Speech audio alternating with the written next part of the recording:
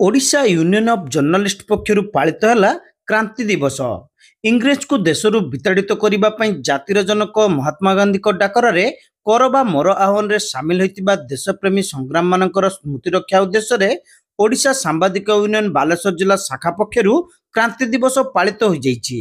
स्थानीय शहीद पार्क ठारे संघर जिला सभापति गंगाधर राउत अध्यक्षतार अनुष्ठित यह कार्यक्रम में प्रोफेसर शत्रुघ्न मल्लिक, रोटारियान यशोदानंद आस, काउंसिलर शेख आयुब, जातीय कार्यकारिणी सदस्य रामनारायण शतपथी, राज्य कार्यकारिणी सदस्य अनाम चरण पंडा, वरिष्ठ सदस्य शिशिर कुमार दास, जोनाल संपादक रवींद्र कुमार महाकुट, जिला साधारण संपादक विवेकानंद दास, कोषाध्यक्ष सुरेश चंद्र दास, सदस्य मनोज कुमार राउल, हिमांशु दास, उत्कल बंधु पंडा, प्रसंजित दास, लोकनाथ पीरी, देवव्रत पाणिग्राही, कन्हैचरण प्रधान, अदीप कुमार जेना, अजिम बालेश्वरी, तपन कुमार दास, मनोज कुमार विश्वाल, चित्तरंजन नायक प्रमुख जोगदे महात्मा गांधी प्रतिमूर्ति में माल्यार्पण सह क्रांति दिवस पालन यथार्थता संपर्क में आलोचना करथिले।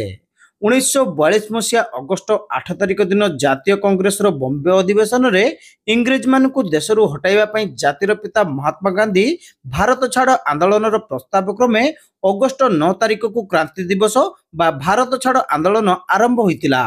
परे यह एक विप्लव रे परिणत होइतिला। इंग्रेज मानकर दमन नीला बहु देशप्रेमी स्वाधीनता आंदोलन रे हसी हसी प्राणबली देइतिले। 80 वर्ष तले स्वाधीनता संग्राम प्राणबली देइतिबा देशवासी संग्राम फलस्वरूप स्वाधीनता को विकसित भारत वर्षर प्रत्येक स्तर में सुरक्षित रखा सामूहिक उद्यम जारी रखा वक्ता संघर सदस्य माने परामर्श देइतिले। शेष में वरिष्ठ सदस्य अजित कुमार महांती समस्त को धन्यवाद देइतिले।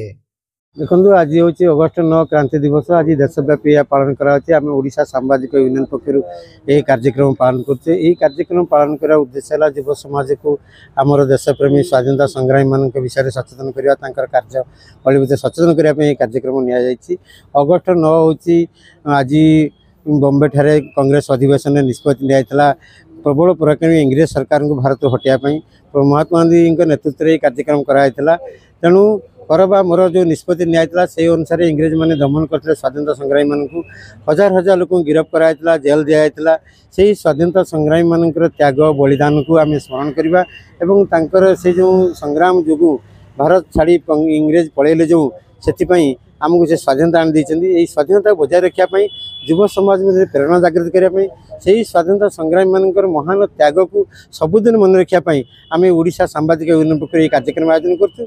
युव समाज या द्वारा अनुप्राणित हेले आम देश भारत वर्षर ऐतिह्य तार सार्वभौमत्व रक्षा कर।